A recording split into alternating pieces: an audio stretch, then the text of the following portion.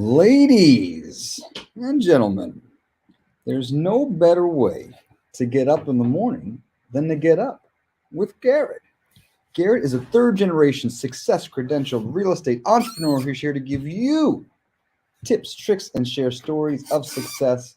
Without any further ado, ladies and gentlemen, Garrett Bedroom. Good morning, Dougie. Good morning. Thanks for having me. Absolutely. Thanks for coming. I appreciate it. And Dougie, were you dehydrated last night? Are you thirsty? I'm a little thirsty. Because you actually have 3 drinks on your set today. People can't even see it. It's going on here. So, you got to have your morning coffee. Okay, so you got the Right? morning That's coffee. I have to put that aside. What else you got to This is kombucha. Kombucha? So, without getting graphic or that anything, it's a probiotic that actually when you drink, so like, it's like little microorganisms that help break the food down. So, without being graphic, if you like to, be regular and hearty. Absolutely. I know exactly what you mean. That's very healthy. Yeah, it's great. Gut health is important. Being regular is important. The plumbing should be connected. Exactly. Right? Not leaking. Hopefully not. Too young for that, right? Yeah, right. And then a nice tea to hold me out through the day. Give me a little caffeine to. Cool. I got my iced coffee. Nice. It's going good. I got an apple. Nice. Apple a day keeps the doctor away. It's good. I find an apple when I want to snack. An apple's great because it's like a lot of work, and you get real tired from eating it. and they taste amazing, and they're good.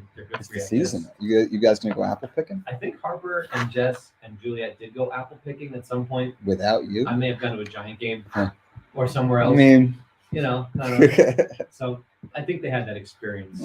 Speaking of the Giants in the NFL, I mean, this is incredible. Can you believe a 4-1 start? We're gonna dive right into Giants first. I mean, I'm happy with that. We're going right into it. This is great. Many opportunities to talk about professional football. I mean, this has got to be the surprise of the season.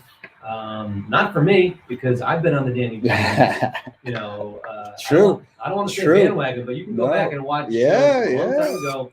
We might have to clip that. I think I even told you and Jeff when I was a guest on Jeff's show a couple years ago, before I had my own podcast, that I believed in Danny Dimes. I believed in that group.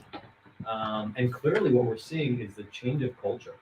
We're seeing that new management, a new voice, and really, really strong coaching does matter in the NFL, and also would matter in your business, right? Making a shift and a change can make a change.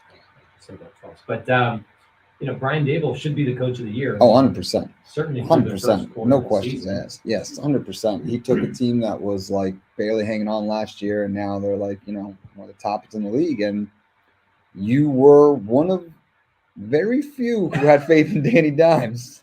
I mean, this guy is making plays with his arm. He's extremely efficient. I think he was like 21 to 27. So his completion percentage is fantastic. He's not turning the ball over. The line is, the line is definitely getting better. They're not there yet, but they're getting better. So they're protecting him more from that blind side, kind of where you have that fumble, or you're not even sure where the guy is.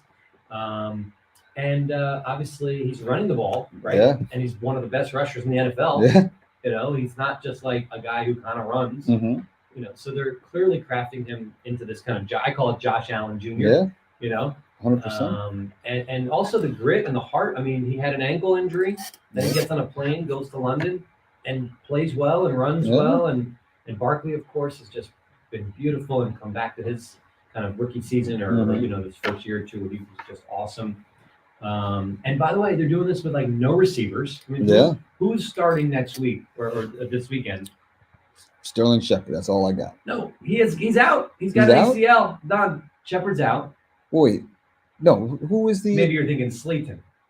Slayton. I'm thinking Slayton. Okay, so Shepard's out like 2 games ago. He had the Achilles and then came back and then had an ACL. Yes. So I was thinking Slayton. Slayton's like their number 1 guy right now. Their rookie Robinson, he hasn't played. Tony's not practicing. Galladay not practicing. So it's like, who the hell's catching the ball? Well, what was very exciting to see was that, like the third quarter, Saquon gets hurt. Danny's bleeding all over the place. And like these guys, this running back who I've never heard of and wide receiver, like march down the field and score a touchdown. Incredible.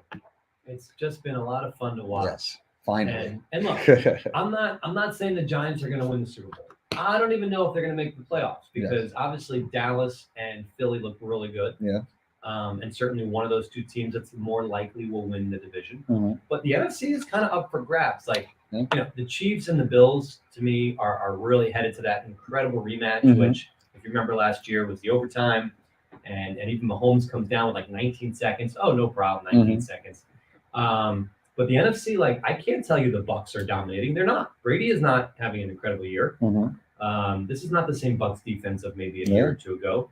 The Rams are definitely not awful. The same team. They look awful. Yeah. The Packers, well, we just beat. I mean, who are the Packers? Nobody knows. We'll find out on Sunday. They play the Jets now. And we just beat them, the Packers in London. So, the NFC East is kind of looking like the best division in the NFL, right? So the Giants could win the wild card and maybe like win 9 games, 10 games, maybe 11 and make this playoff. So like sometimes when you watch Sports Center during the commercial break, they have a little ticker at the bottom like trivia. Okay. And one of the trivia questions the other day was, when was the last time the Giants went 3-1? Right? 3-1? That was the trivia question. Well, I mean, 2008 they started like 8-0, I think, or something. Okay. Like right after they beat the Patriots in the Super Bowl, they had an incredible start, and then Plaxico shot himself in the leg. You remember this? Like Plaxico, for real? Yeah. Like yeah, exactly. I don't remember. And that screwed up the whole season. Yes. But it's been a long time. Okay. So the answer was 2011, and they won the Super Bowl that year. Yeah, they did. I was there. I remember. Here we go. Okay.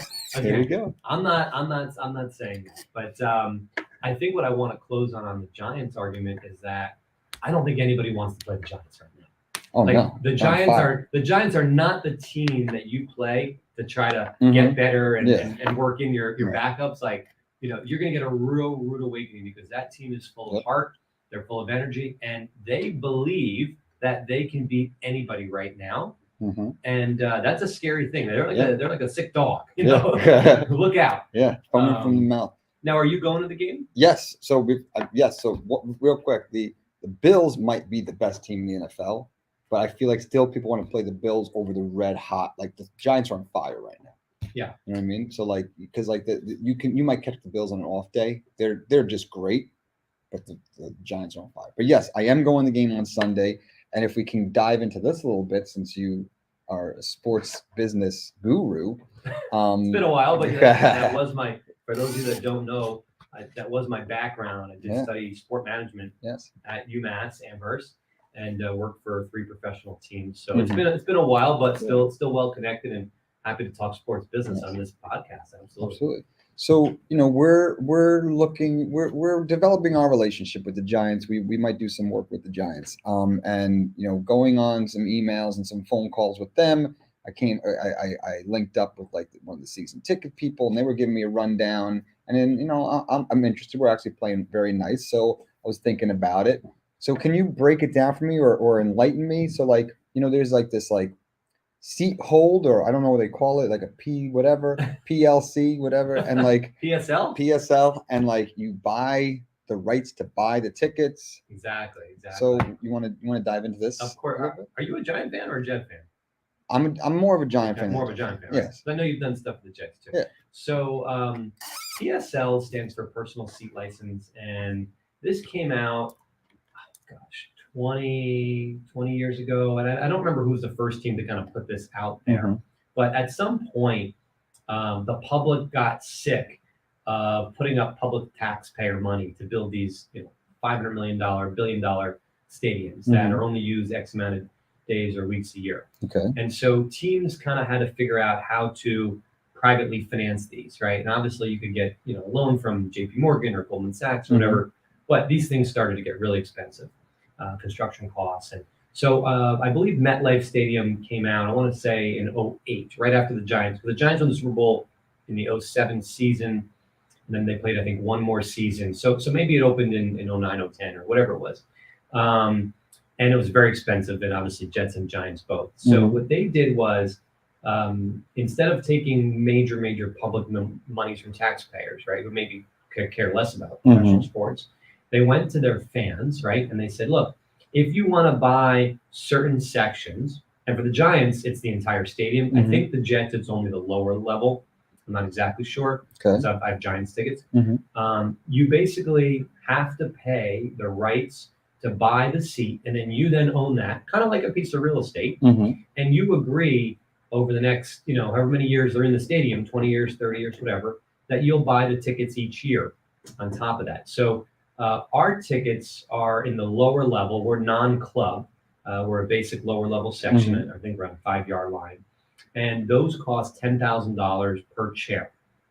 Okay. So that was an upfront cost that we had to pay in order to secure that location. Previously, you kind of had the location in your account, but the team could really take it away from you, to be honest with you. And being that I've worked for the Warriors and the Pirates, I've seen that, if you got in trouble or there was a problem and you didn't, again, we're a real problem person, you could lose your location. So this gave you the confidence that you were really signing documents now that said, I own that location. And so, our family did that, and I'm sure thousands of others did it, and thousands of others probably said, no way, that's crazy. Either I will never do that or I can't afford that, which was fine. And so certain areas in MetLife are 20,000 a chair, and then some are 10. And then I think in the middle level, there's some 5,000 areas, and maybe they have some $1,000 areas on the upper level. Gotcha. And then basically, I can now sell that to you. So if you said to me, Garrett, you know what? I love your seats. I really want those seats. I could say, well, Doug, they're 15,000 a chair, and that would be my profit. You could profit. Yeah, I could profit $5,000. Now the Giants control kind of when you're allowed to sell, and I think they take a little cut, or a company takes a cut for the processing of that, which no different than eBay or other online transactions. But it really turned into more of an asset. So now, let's say they sell, I don't know, 10,000 seats, right? Yeah. At $1,000, that's what, $100,000. That's money they can take now and use it any way they want. To finance the stadium, to put it in their own pockets, whatever. So that's a major change. So you see that a lot now, and that's called PSL. I think the Jets have PSLs in their lower level, and I think all the upper levels there's no PSL, meaning you just kind of have your account and you pay the tickets. So I heard the Jets didn't have it at all. They don't have it at all? That's what I heard, but I could be wrong. Because there's some frustration, or someone said to me like, "Oh, I would never get Giant season tickets. Like, I'm only going to Jets. The Jets don't have the PSL stuff."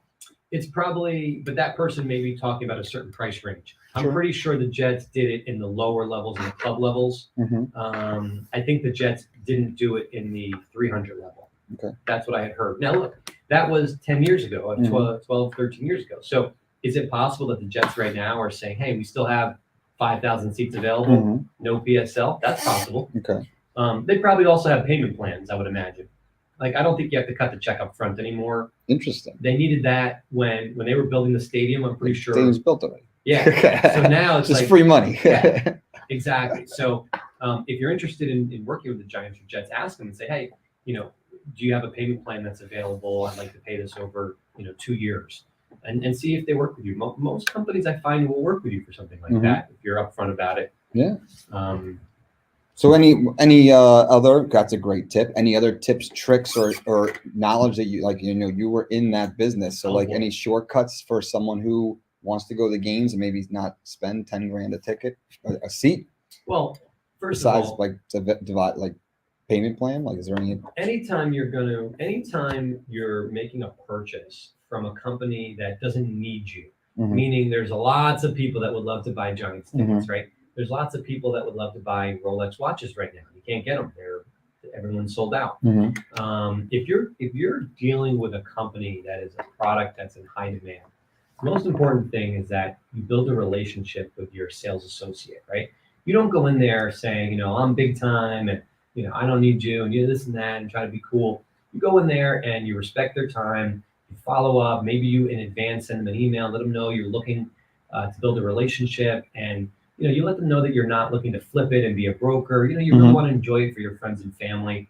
And I think if you can try to find that connection with the sales associate, that will go a long way. On the ticket specifically, I think it's great to partner up. Find another company that's in your industry. Maybe there's another media company out there that you're friendly with. who also would like to go to a few games, but they don't need the whole season. Mhm. And you say, you know what, let's share in it. Let's partner. I'll take 4 tickets to 8 games. You take 4 to 8. Or in this case, I guess there's 8 home games, so 4 to 4 or whatever. And that way you share your costs, but you both create the account, so you kind of start growing your seniority with the Giants, and they get to know who you are. If you only buy from StubHub or SeatGeek or whatever, you're not really building a relationship with anybody. They don't necessarily, they may get that data, but they don't really know you. So I found that if you can build a relationship with the team directly, that will help long term. Like the Giants email me, do you want to buy tickets to Ed Sheeran early? Oh, that nice. kind of thing. Yeah. And I appreciate that, right? Absolutely. So they'll go above and beyond to try to offer those things. They've written to me and said, hey, do you want to come on the field to hold the flag before the game? Yeah. Do you want to come on the field? do you want to ring the bell? No, I haven't got that email yet. Do you want to come on the field after the game and run around like a child? Absolutely. Yeah. Do the snow angels. In fact, I don't know. Do you have the picture from the Jumbotron? Absolutely, I do. Yeah, let's show that from the Giants game. We went to a few games so far, and we'll go in the. And I saw this in real life. I was there too. Yeah, so the Giants said to me, "Do you want to be on the Jumbotron doing the Hulk Hogan pose? Like you're 10 years old again?" Yes. And I said, "Absolutely, I do." Yes. So there's Juliet on there and some other friends of ours, and that's hysterical. And people said, "Hey, I saw you on the TV." Yeah. I was like, "That's great. You don't make any money doing that, but it's fun." So you got to wear a Hedges T-shirt next time. I have. Jessica made the Hedges T-shirts for Hawthorne Day. Wear them to the game, so when you're on the Jumbotron, Hedges at Hawthorne. Okay. See, that's marketing right there. Is that marketing? That's marketing. That's how it's done. That's guerrilla marketing. Is that the difference between grassroots and guerrilla? Yes. That's guerrilla. So anyway, I'm excited to go to the game. We've got a few friends that we're going with this Sunday, and it's going to be an interesting test because Baltimore's quarterback Lamar Jackson is this incredible athlete. First of all, he's playing with like no contract, which I think is kind of nuts and kind of crazy and kind of amazing. And it's different than Aaron Judge because Aaron Judge is not going to get killed on every play. Lamar Jackson is going to get killed. Yeah, he's constantly running. Yeah. So we're going to really see this Giants defense and how they react to a running quarterback, similar to Danny Jones running around. And Baltimore's a really well-coached team. So if they pull this one off and they win, I think you got something here. Yeah. Because in all fairness, the Giants have beaten the Bears, right? They've beaten Carolina. And Tennessee really hasn't the same Tennessee. True. But the Packer win was tremendous. Yes. And this would be tremendous. Yes. So let's find out. Both the Packers and Tennessee were number 1 seeds last year. That was last year, Very true. Very true. Have you ever gone to bed, Doug, and everything's fine, and then you wake up in the morning and everything's not fine? Every day.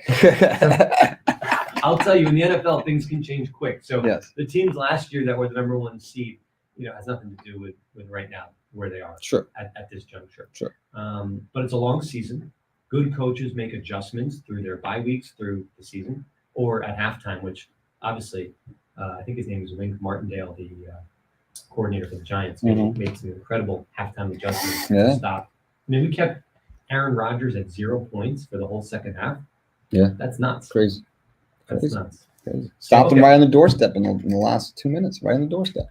So this October, obviously, it's very fall time, wonderful time of year. It's our favorite time of year. It's kind of our birthday bonanza, right? It was my birthday, October 6th. It was Harper's birthday, October 9th. It was our anniversary yesterday. It's Jessica's birthday next week. You wake up every day, you don't know. It's someone's a card, someone a kiss, someone a cake. So I wanted to show you the picture or a little video from my birthday. I want to give the Get Up with Garret recommendation that everybody should go and buy tickets if they're in the New York City area to go see Michael Jackson on Broadway. It's called MJ the Musical. And that was a post from Jessica. She says, run, don't moonwalk to go see MJ the Musical. And I think what was so incredible for us, obviously I grew up in that era. That was my first concert. Loved Michael Jackson. But the actor, Miles Frost, that plays Michael Jackson, is self-taught, self-trained, discovered out of nowhere, right? And he won the Tony. This is his Broadway debut. Wow. So when you think about all the wonderful actors out there that are doing movies and TV, now think, are they singing? Are they dancing? Are they impersonating Michael Jackson? And are they doing it 8 times a week? That is exhausting. And the amount of love and respect I have for these artists just is through the moon. I mean, what they do during the week. So Jessica surprised me with great seats to see the concert, see the Broadway show, which felt like a concert. Yeah. And I joked with her that she bought the 2 tickets in front of us because there was nobody there also. I thought that was a great gesture, but they just got lucky with no one knows. So I had a great view. And Broadway's back. I mean, if you're thinking and you're nervous and you're talking about COVID this, COVID that, you know what? Get over it. Go out there, go pay the money, support this artist community in New York City, and the talent level will blow you away, and you will have an entertainment value that is something you cannot replicate by sitting home on your couch watching the new Game of Thrones or whatever. Yeah, sure. And you can always watch that. Of course. The other thing with the birthday bonanza, I wanted to share with you, because this kind of ties into retail and shopping, and we talk a lot about that. In my mind, the future of retail really is experiential shopping and being able to do more and offer your customer more than just buying a product in store. You got to have the customer fully engaged, excited, passionate about your product, using your product, and giving them a reason to come in the store. So if you want to show the picture from, I have 2 pictures. Let's start with the one, Harper, from the store. There it is, Camp. Yep. So we have Harper's little birthday party here. It's a store called Camp. And they don't have a lot of these. I believe it started in New York City and kind of like Hudson Yards they're in. And there's probably a half dozen of these around the country. But this is a store called Camp. And as you go in, there's little vignettes to play. Everywhere you go, they encourage you to play with the toys. Like the kids are making a mess in here. They've got little skee balls set up. They have this cool truck. They have little basketball. They have an art area. And everything is meant to be touched and used. And then they had an incredible little area where you can have a birthday party. Nice. Where they made birdhouses and they called them counselors, and the staff was really engaged with the kids and helping them. And the products they were selling were just so targeted at this age group. And it was just a fun, safe place. There's a huge tree house. The kids were going up and going down the slide. And the staff was like so thrilled that they were playing with everything and using everything. And it was just a really interesting, interactive experience. I was blown away by what they offer. So if they have this near you, I think there may be one in Boston and one in New York, you should definitely check out this really cool place called Camp. Is there a reason why they call it Camp? I think it creates the concept of fun and the idea that you could be kind of unbridled and not worry so much, and not have your parents on top of you for every second when you're making a mistake. Again, they have the counselors running around kind of trying to help you play with the toys. And I think the way it's decorated, it's kind of these little camping areas. And a lot of the stuff they sell also, they have a lot of water bottles and backpacks and, fun, cute things that you probably could buy for your kid to go to camp, I guess. I think if you went to summer camp, whether it was day camp or sleepaway camp, I think it holds a connection to you, that was a great time in your life when you were free-spirited and could just focus on having fun. Nice. So the other store that we discovered in the mall that I thought was really cool, you've probably seen people wearing these jackets around town. It's called Canada Goose, and they're incredible jackets and vests and hats, and they will keep you warm in negative 30 degree weather. So I went to check this store out, and if you can share that photo, they have something super unique here. This is actually a walk-in freezer. It's a cooler, just like you would see at a restaurant, and they've dialed it up a little bit here by showing glass and put some ice. And I went in there with the coat on, and they actually turned on this extra cold fan on top of me, which made it even colder. And it was basically an opportunity to try out the merchandise and try out the hat or try out the jacket and see, does it keep me warm in a very, very cold experience? Have you ever heard of this before? No. Okay. So yeah, again, very cutting edge. And I'll tell you, the jacket was very warm. Nice. My feet were cold because I wasn't wearing socks. I didn't know I was doing that. And the kids are getting a kick out of this, that they just couldn't get it. They were laughing. It was so funny. And just a great way, the way they position this in the store at the front where the customers could see it and kind of ask questions. And it was creating a show, right? Like, what is he doing? And that gets people talking about your brand. And anytime you let your customer experience your product, I'm a big believer that, if you have a great product out there, you should, I'm going to say, give it away for free. Now, be careful what that means to everyone. That may be different.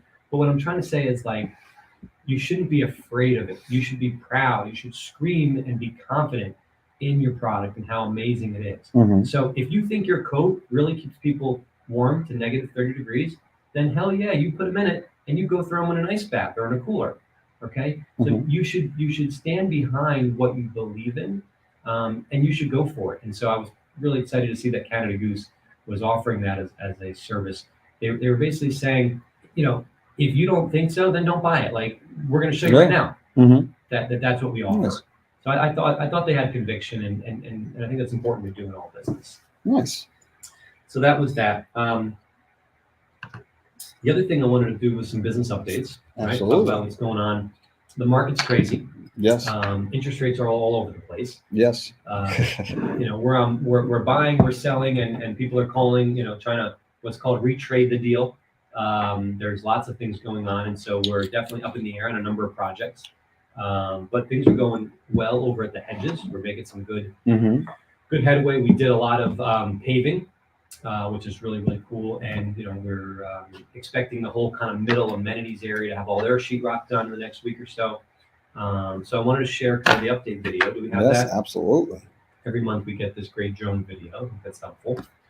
And for those that are new to the show, you know, the Hedges is our kind of family project here in Hawthorne, New Jersey. That's 118 luxury apartments and self-storage and retail.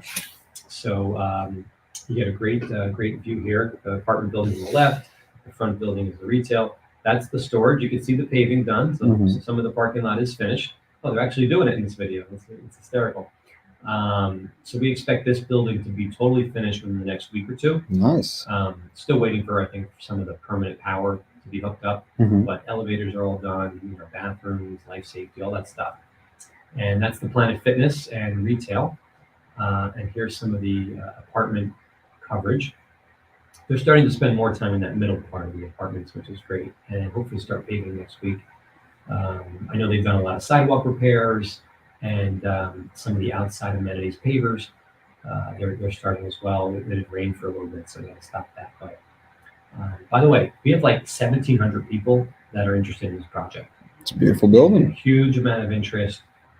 If you're still interested in the project and you want to live here, you go to hedges@hawthorne.com. You put your information in there. Let them know in the notes that you heard Garrett's podcast. That's how we'll know how you heard about the project. That's very helpful to us. And we expect to be finished in December, and we expect people to be moving in January. Nice. Maybe you, Doug. Maybe me. You never know. You never You know. know, you We're never- looking. We're looking. Everyone needs a place to. Yeah. I don't want my baby to be homeless. So that's exciting, and had a great call with CubeSmart. They're a big management company. I'm wearing my CubeSmart red today. Nice. We're going to be working with them. They're going to be managing the building for us. So that's kind of like, you know, when you go to a Marriott, you may see a sign somewhere that says this Marriott is owned by John Smith LLC. Mhm. And what that means is that Marriott doesn't own that hotel, or Hilton doesn't own that hotel. Mhm. Somebody like me, a real estate investor, owns the hotel, Mhm. and then they hire Marriott or Hilton to be what's called the manager and use what's called the flag, which is kind of like the license, the brand, the franchise. It's all very similar. Mhm. They do the same thing in self-storage. So CubeSmart is a major multi-billion-dollar publicly traded company. You can buy shares in CubeSmart, Mhm. and they own some of their own buildings, and they also do third-party management, which is what this will be. So our family will continue to own the building, but CubeSmart's name will be on the building. When Mhm. you call 1-800-CubeSmart, you know, you'll get them. When you walk in, you'll talk to a CubeSmart employee. Mhm. So it'll look and operate just like a CubeSmart, but we are the actual owners. So they're running it and managing it Nice. for us. So we're excited to work with them. It's a new relationship, and over the next few weeks, we'll start to meet some of their folks, and hopefully get them trained and get them ramped up so this building can launch before the end of the year. Very nice. And just some other interesting things. We have a laundromat in Hawthorne that's almost finished, about to be open. You know, there must be 60 different dryers in there. Wow. Really exciting. We are working on our second Chick-fil-A deal, I got to tell Wow. you, which is really cool. We have a spot down in Atlanta, Georgia. So that has a long due diligence process, but we're very excited about that. Continue to work with them. So there are some things that still, you know, even though you may hear about, you know, oh, the economy's going into recession and all these issues, I'm driving around and I'm going malls and I'm meeting different people. I got to tell you, to me, it seems like everyone's still shopping and out and enjoying themselves and spending money. Granted, I'm only kind of in certain areas of New Jersey, but I talk to owners of small businesses all over the country. And, right now, knock on wood, it seems that people still are spending money and are out and about. When you turn on TV, the news, and a lot of the business talking heads, they want to keep saying, we're going into this recession, we're going to have this big problem, and it's strange. I don't see it right now. And again, I don't disagree that it couldn't happen. Yeah. But like right now, we seem to be in a good spot. Inflation is still not under control. Like there was another report that came out today that said inflation was too high. But everyone still is kind of, it seems to be enjoying their life and out and about. That's a good thing, not a bad thing. Okay. So anyway, that's all I wanted to talk about today on our show. Great. Let's see what any questions, comments. I mean, we already talked about the Giants tickets. Yep. I'm still wrapping my head around it. I don't know. Do I want it? Yeah. I mean, look, maybe it's not 10,000. Maybe. Well, yeah, they didn't say they didn't get to that high of a number, and it might be different for different areas.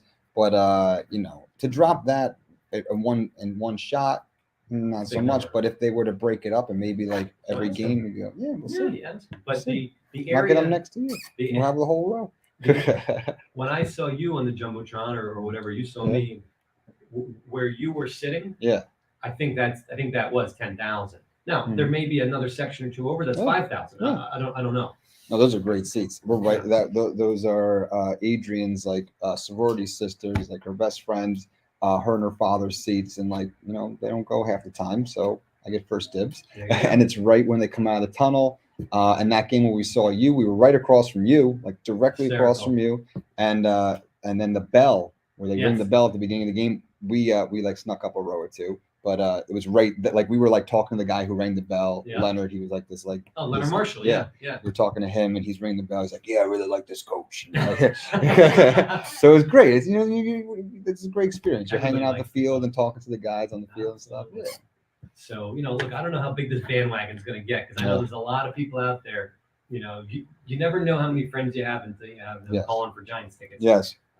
So we're excited about that. And if you have any questions about anything we talked about today, commercial real estate, investing, development, or sports business, happy to talk about that. You can always email the show. I know we have an email address somewhere. There it is, getupwithgarret@gmail.com. We also can answer questions live on our show. Absolutely. Or follow me on Instagram. I think I'm Garret Graham, actually. I forgot my name. I think it's just Garret Graham. Yeah, there it is. The Garret Graham. That's not my middle name. That's for Instagram, in case you wanted to know. There you go. But again, I appreciate everybody tuning in and sharing the show. And remember, the more you give, the more you get. We'll see you guys in 2 weeks. Nice.